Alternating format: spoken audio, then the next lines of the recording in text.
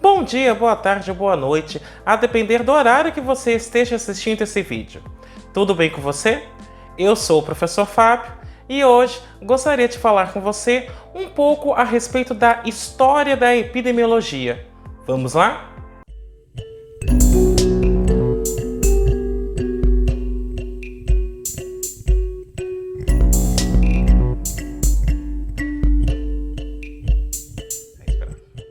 Antes de mais nada, eu vou pedir para que você deixe o seu like, clique no sininho e se inscreva no canal, assim você continuará recebendo novos vídeos. E caso goste deste vídeo, compartilhe com seus contatos e amigos, assim você estará ajudando bastante no crescimento deste canal. O objetivo desse vídeo é apresentar alguns elementos históricos a respeito da epidemiologia, no sentido de explicar como a epidemiologia se constituiu enquanto ciência. Perceba que eu vou falar de maneira geral a respeito da epidemiologia.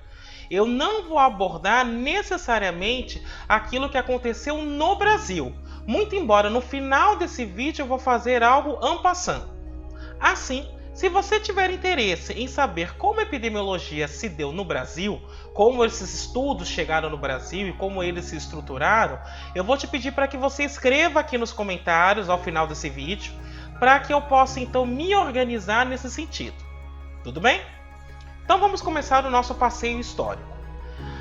Vocês devem se lembrar que num dos primeiros vídeos eu disse que epidemiologia se referia a seres humanos e que o termo epidemiologia veterinária não fazia o menor sentido, muito embora as pessoas utilizassem em virtude de uma confusão histórica.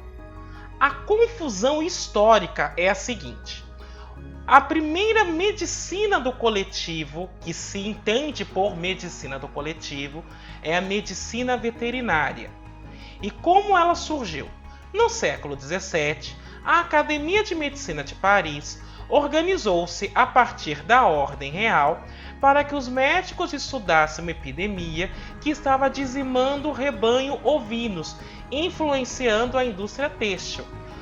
Portanto, no século XVII, havia uma epidemia, uma doença dizimando rebanhos ovinos e era necessário tomar alguma atitude nesse sentido, porque a falta de lã impactava na indústria têxtil francesa.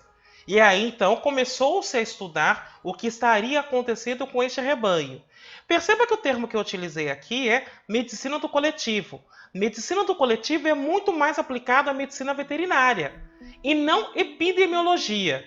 Muito embora a sementinha do estudo seja a mesma, eu estou estudando uma população, mas para diferenciar esses ramos, eu utilizo medicina do coletivo quando estou tratando com animais e uso epidemiologia quando estou tratando com humanos. Ainda no século XVII surge aquilo que nós chamamos atualmente de Estado moderno.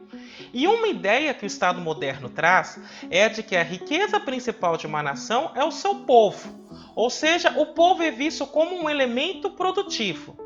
Além disso, o Estado moderno traz o objetivo de que o poder político é o poder dos exércitos, uma vez que se entende o exército como elemento bélico no sentido de combater e invadir um determinado território, mas também como um elemento defensivo.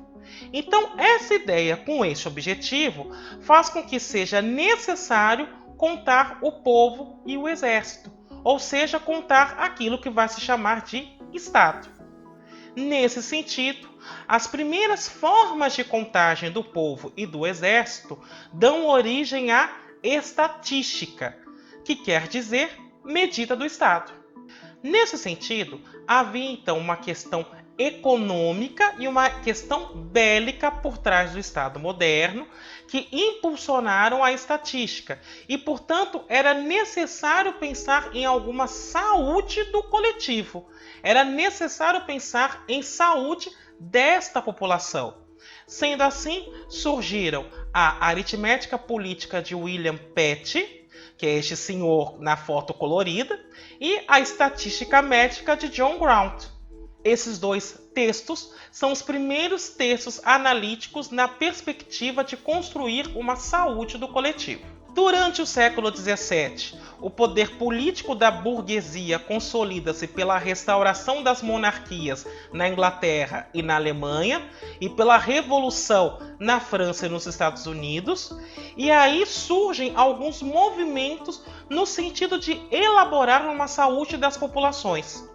O primeiro movimento observado nesse sentido é o movimento hospitalista inglês, cujo principal objetivo era o aumento do desempenho de hospitais com a clínica geral. Novamente, este movimento surgiu na Inglaterra e é a partir desse momento que começa a se construir a ideia do que é um hospital e de qual seria a serventia de um hospital.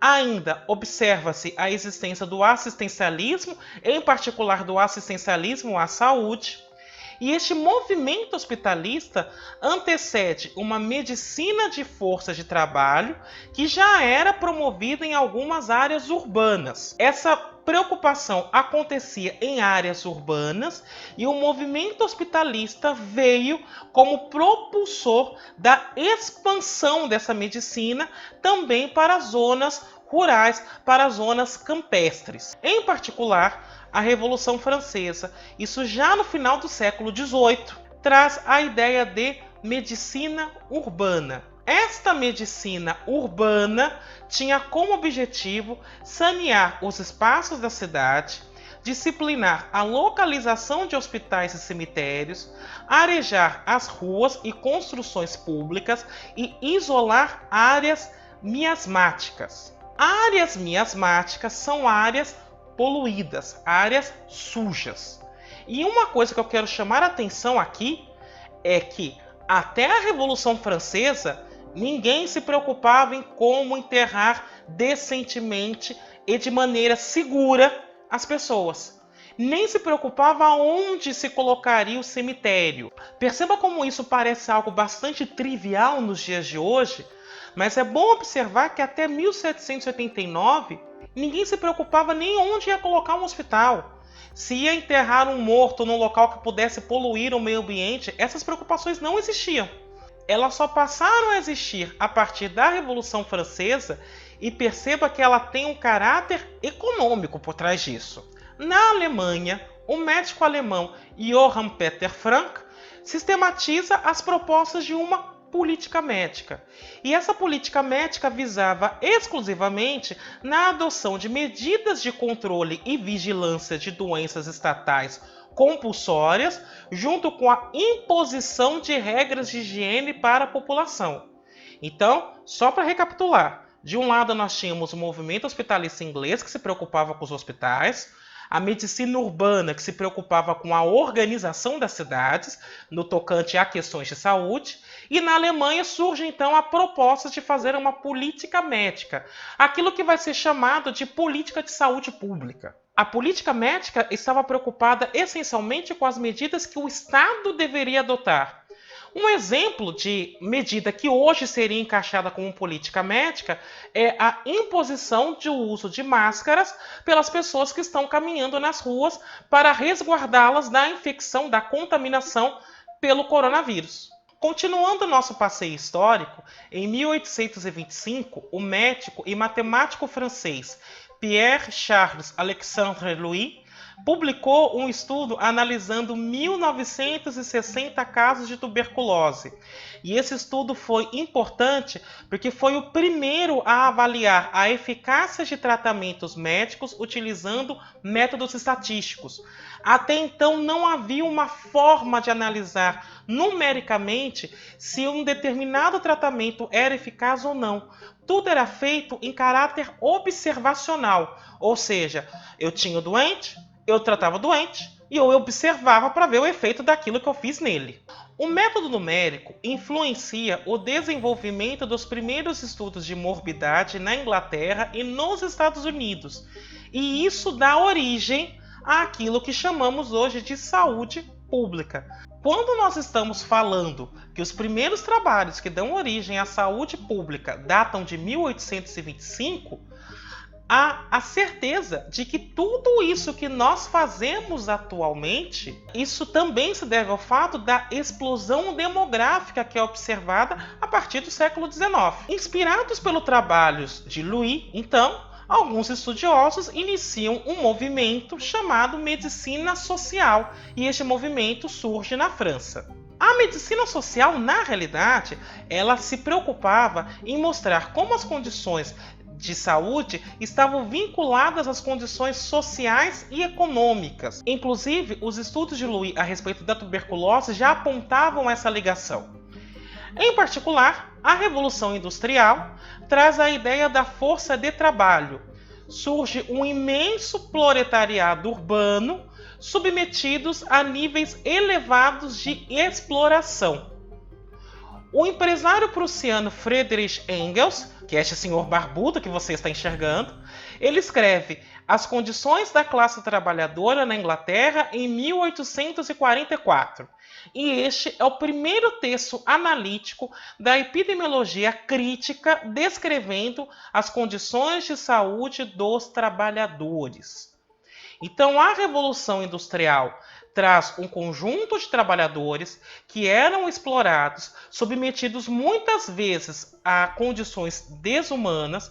Essas pessoas adoecem e é justamente Engels que num livro vai compilar essas condições para reforçar a ideia de que a saúde de uma pessoa também está vinculado às condições de trabalho, às condições econômicas e à categoria social a qual ela pertence. Uma das teorias socialistas que surgiram naquela época interpreta a política como a medicina da sociedade e a medicina como prática política. Então, a partir do livro de Engels, há essa confusão entre medicina e política. E, inclusive, eles entendem que a forma de uma sociedade se curar é através da política.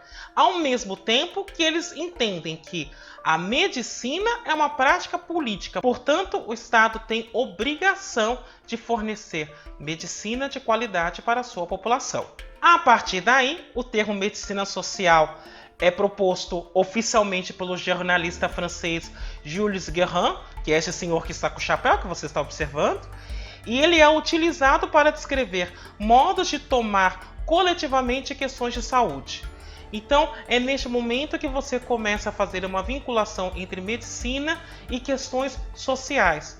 O termo medicina social foi abandonado durante um tempo, mas ele retorna com grande força no século XX. Então perceba que até o presente momento nós falamos de alguns elementos que são usuais no dia a dia, são bastante comuns, mas eles são recentes do ponto de vista da ciência. Um outro elemento recente que só veio a ser descoberto no século XIX foi a existência de micróbios, bactérias e micro-organismos que podem prejudicar a saúde humana. Isso acontece somente no século XIX e a descoberta de tais micro-organismos impulsiona a chamada medicina organicista, que era uma teoria que defende que toda doença é causada por alguma lesão em algum órgão. E aí, quando você descobre a existência de micro-organismos que impactam na saúde humana, há a ideia de que essa lesão é causada justamente por este micro-organismo. O individual passa a suplantar o coletivo na abordagem de uma doença e de seus determinantes. Portanto, é aqui que aquela ideia de medicina social, de medicina coletiva, ela é deixada de lado. E também é no século XIX que há o surgimento do que hoje se chama epidemiologia. O pai da epidemiologia moderna é o médico britânico John Snow, não confundir com o personagem de Game of Thrones. Em particular, o que ele fez de muito importante foi um estudo a respeito do cólera ocorrido em Londres. E ao analisar os casos de cólera, ele foi o primeiro a utilizar métodos analíticos para descrever uma doença. Só para deixar claro o que ele fez de tão diferente à época, foi o seguinte: Londres estava sendo assolada por uma epidemia de cólera. Havia uma grande discussão a respeito do que causaria esta doença, e por causa da descoberta dos micróbios, os londrinos acreditavam piamente que a doença era transmitida pelo ar através do cheiro. Então o grande problema era sujeira. Era isso que causava o cólera. E na realidade, John Snow, através da investigação de casos, fez um mapeamento desses casos e descobriu que o que estava causando cólera em Londres era uma fonte de água contaminada que era consumida pelos habitantes da cidade. Então ele mapeou caso a caso, identificou onde essas pessoas estavam e, portanto, ele utilizou aquilo que nós chamamos hoje de variáveis de local, de tempo, de espaço para descrever uma doença. E ao utilizar métodos analíticos e métodos que seriam adotados pela matemática, John Snow dá origem àquilo que a gente chama de epidemiologia moderna, que é o uso de métodos científicos específicos e estatísticos para que você possa identificar de maneira clara a existência e a prevalência de uma doença. O estudo dele é uma ligação entre a medicina social e a teoria microbiana, porque o que ele faz é o seguinte: ele mostra que o que causa o cólera é uma bactéria que está atacando uma fonte de água, mas ao mesmo tempo ele mostra que aquela fonte de água ela só foi infectada primeiro pela falta de higiene das pessoas e segundo, ela atingia prioritariamente pessoas mais pobres. O termo epidemiologia em si não nasceu com John Snow. O termo foi cunhado pelo historiador e veterinário espanhol, e daí a confusão de novo com a história de epidemiologia veterinária, mas ele foi cunhado pelo Joaquim de Villalba e Guitarte, quando ele escreveu um livro elencando as epidemias que atingiam a Espanha. Então, este senhor, que está em colorido na imagem que você está vendo, foi a pessoa que cunhou o termo epidemiologia. Mas perceba que, apesar de ser um veterinário, ele também era um historiador e ele queria descrever as epidemias que pegavam as populações humanas na Espanha. Portanto, epidemiologia foi cunhado com a perspectiva de se referir a populações humanas. Em 1950 é criada a London Epidemiological Society, fundada por médicos adeptos da medicina social. O epidemiologista britânico William Farr institucionaliza a estatística médica em 1839 ao criar um registro anual de mortalidade e morbidade para a Inglaterra e o país de Gales. E aqui é importante ressaltar que, embora a estatística médica existisse desde os primórdios da medicina do coletivo, ela só foi adotada como ferramenta de estudo somente em 1839.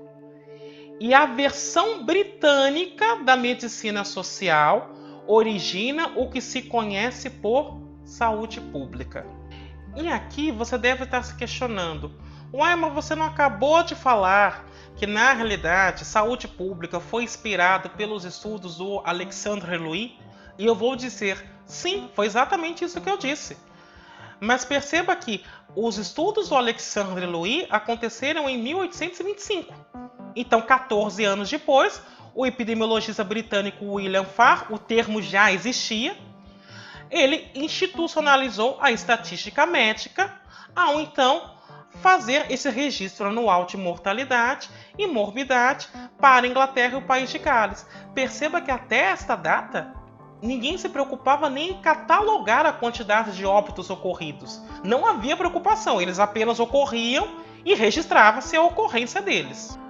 E é justamente a partir daí é que a gente vai ter aquilo que se chama saúde pública. Então, Alexandre Louis cria o método numérico que vai permitir a William Farr institucionalizar a estatística médica. Daí a ligação entre o que eu disse há pouco tempo atrás e agora. A epidemiologia se desloca, então, na direção do combate das doenças infecciosas prevalentes à época. A época que eu estou me referindo agora é o século XIX, quando você estava institucionalizando a estatística médica e essas ferramentas estatísticas para compreender uma doença. É nesta época que vai surgir o ensino da distribuição de doenças sobre populações nos programas de saúde pública. Então perceba que até o século XIX ninguém se preocupava em compreender como uma doença atingia determinada população. Os cientistas da época apenas observavam a doença. Mas mostrar como nós poderíamos estudar isso de maneira sistemática só vem ocorrer no século XIX.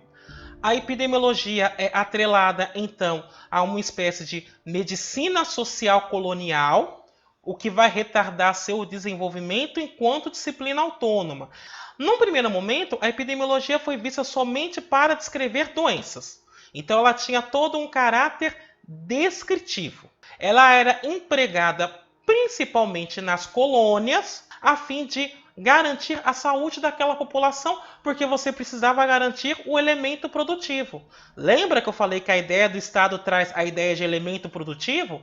Então a epidemiologia, no primeiro momento, servia para descrever as doenças que afetavam aquele elemento produtivo. Para desvencilhar deste laço, inicialmente, a epidemiologia utilizou então a teoria das probabilidades, advinda do avanço da estatística. Qual laço eu estou me referindo? Essa de que a epidemiologia só serve para descrever uma doença e não para prever o efeito dela sobre uma população. E em particular, eu gostaria de destacar a atuação de dois epidemiologistas. O primeiro é Major Greenwood, que é esse senhor que você está vendo mais ao alto.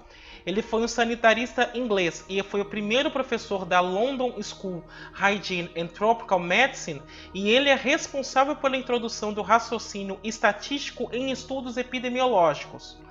E Wade Hampton Frost foi um epidemiologista norte-americano, pioneiro no uso da estatística para o estudo das variações na incidência e prevalência das doenças, a fim de avaliar seus determinantes genéticos sociais. Ainda continuando nessa seara do desenvolvimento epidemiológico, eu quero destacar o trabalho de Joseph Goldberger, que foi um epidemiologista norte-americano, cujos estudos sobre a pellagra em 1915 foram responsáveis pela expansão da epidemiologia para além das doenças infectocontagiosas, porque até esta data acreditava-se que as doenças existentes no planeta eram todas de caráter infectocontagioso. E na realidade, pellagra é uma doença causada por deficiência nutricional. O primeiro livro a sistematizar o conhecimento epidemiológico foi The Principles of Epidemiology, e contudo, ainda este livro tratava somente das doenças infecciosas. E para ampliar essa sistematização, o epidemiologista britânico John Alfred Hale apresentou o conceito de história natural da doença em 1936. O conceito de história natural objetiva descrever a evolução de uma doença desde o momento em que aquele paciente foi infectado até a sua remoção do sistema. Remoção eu entendo por óbito ou cura. Em outras palavras, o que esse cientista fez foi institucionalizar uma maneira de analisar uma doença a partir do seguinte movimento. A pessoa é infectada, ela é exposta ao agente patógeno ou ela é exposta a algo que causa aquela doença, e aí dali em diante vamos avaliar a evolução e registrar a evolução. Foi justamente através desses registros da história natural da doença que se detectou a existência de outros fatores que causam doenças ou as complicam. A partir da década de 30, há o avanço tecnológico da prática médica, o que acarreta na diminuição de seu alcance social, porque uma vez que nós temos avanços tecnológicos, eles vêm com um determinado preço, e as populações mais carentes deixam de ter acesso a esses avanços. Além disso, é nesse momento que vão surgir as especializações, a ênfase em procedimentos específicos, e isso conduz à capitalização da assistência à saúde. Em outras palavras, é aqui que começa a surgir a medicina privada que conhecemos atualmente e cuja manifestação mais comum são os planos de saúde.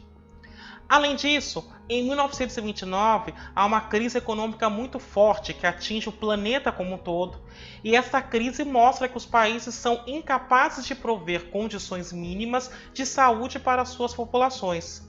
E é justamente neste momento que o discurso social toma força ao atrelar saúde da população com condições sociais e condições econômicas. E para isso, ele novamente faz uso da epidemiologia. Após a queda da Bolsa de Nova York, ela volta a ser abraçada pelo discurso social, porque uma vez que eu tenho métodos estatísticos, aí eu consigo aferir quais populações estão mais suscetíveis a uma determinada doença, quais populações têm maiores taxas de morbidade, têm maiores taxas de letalidade. E é justamente esse estudo que vai me permitir dizer se os pobres estão mais suscetíveis a uma doença ou não. E esses estudos indicam exatamente isso. Perceba que ao falar desse abraço do discurso social na epidemiologia, eu já estou no século XX. E no século XX ocorre a Segunda Grande Guerra. E a organização dos exércitos levanta a questão da saúde física e mental dos combatentes, o que intensifica a necessidade dos métodos de mensuração. Esses métodos já estavam sendo construídos, mas eles foram intensificados a partir da Segunda Grande Guerra. E é o aperfeiçoamento desses métodos desenvolvidos para os exércitos que vão resultar na epidemiologia aplicada a civis que conhecemos hoje. Então, no pós-guerra, a expansão de métodos epidemiológicos na direção da compreensão de doenças não infecciosas, vista que essas se tornaram problemas de saúde pública. O que eu estou querendo dizer é que a Segunda Grande Guerra trouxe um problema que foi a saúde mental dos combatentes, e é só aí que saúde mental começa a ser algo de importância para a saúde pública. Além disso, há o surgimento da medicina preventiva e ela se consolida através da instalação de departamentos específicos em escolas médicas. Na Europa Ocidental, o pós-guerra permite o aparecimento do conceito dos welfare states, o que implica na integração da assistência à saúde nas políticas sociais. Então é somente no pós-segunda guerra que há a ideia cada vez mais forte de que a política médica imaginada na Alemanha, na realidade, tem que se tornar uma política de saúde pública e ela tem que estar atrelada à assistência social se eu estou pensando na saúde de uma população. A epidemiologia, deste modo, impõe-se aos programas de ensino médico e de saúde como um dos setores de pesquisa médico-social mais frutíferos e dinâmicos. E o processo de institucionalização da epidemiologia culmina com a fundação da International Epidemiological Association em 1954. E é a partir da fundação dessa associação que novos modelos teóricos são propostos em virtude dos impasses da teoria unicausalista da doença. O que eu quero dizer é que, até esta data, muitas das doenças eram vistas como causa única. A partir do momento que eu tento fazer uma vinculação entre uma doença e a condição econômica e social do doente, há a necessidade de pensar em modelos teóricos que assentem mais de uma causa para a doença. Nesse sentido, surge uma tendência ecológica na epidemiologia, que é uma tendência que diz de que, para eu entender como uma doença se propaga, eu preciso analisar vários fatores, incluindo o local onde aquela pessoa mora, onde ela reside, onde ela trabalha, com quem ela convive, ou seja, há uma série de fatores que precisam ser levados em conta, e a partir dos anos 1950 são estabelecidos critérios para análises epidemiológicas, tais como a taxa de incidência e a taxa de prevalência.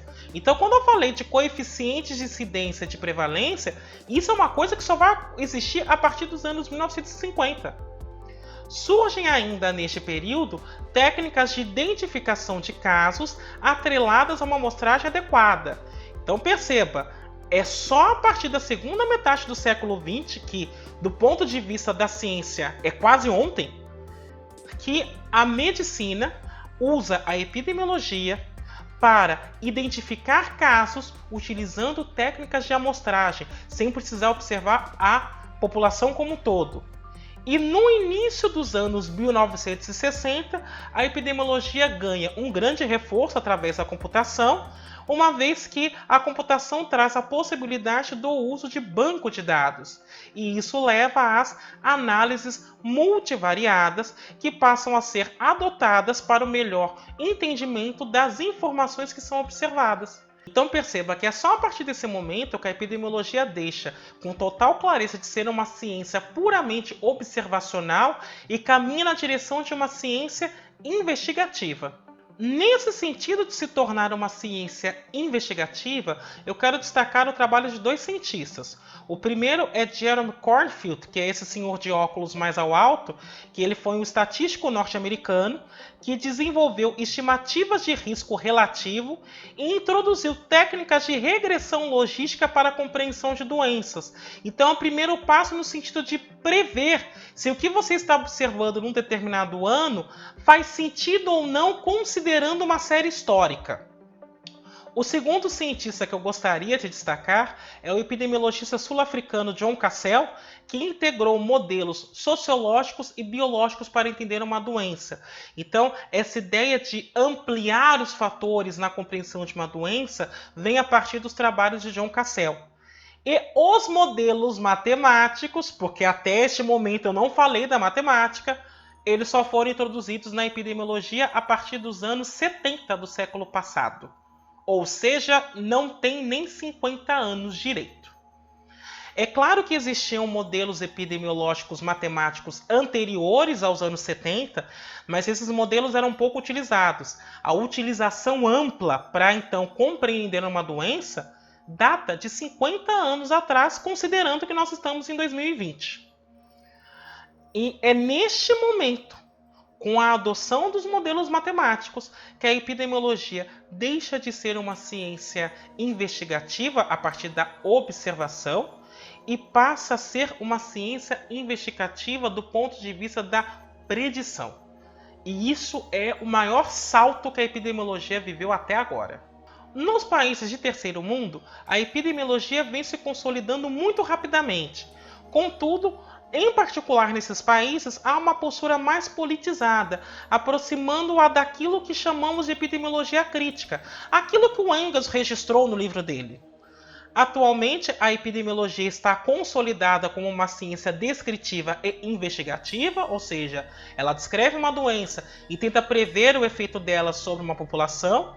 E o movimento epidemiológico atual, ele reside na transformação da epidemiologia em metodologia de pesquisa. Para finalizar a nossa conversa, no Brasil, a epidemiologia sempre se caracterizou como parte da saúde pública e esteve vinculada a questões socioeconômicas. Os primeiros estudos datam dos anos 1970 e visam descrever detalhadamente a transição epidemiológica brasileira. Então, é a partir dos anos 70 do século passado que nós passamos a compreender a transição epidemiológica brasileira, inclusive para definir em qual fase cada região se encontra. A epidemiologia tem sido e é construída de maneira híbrida, objetivando uma vinculação com outras áreas do conhecimento, e essa ciência em particular foi fundamental na institucionalização do Sistema Único de Saúde, do SUS, tendo em vista o desenvolvimento de ferramentas analíticas que ressaltaram a necessidade de você ter um mecanismo de saúde pública gratuito para todas as pessoas. Perceba que no vídeo de hoje nós apresentamos uma série de elementos históricos que foram importantes para a constituição da epidemiologia enquanto ciência. Se ficou alguma dúvida, você já sabe o que fazer. Deixe suas dúvidas aqui nos comentários para que eu possa continuar o diálogo com você. Bem, por hoje é isso. Até a próxima!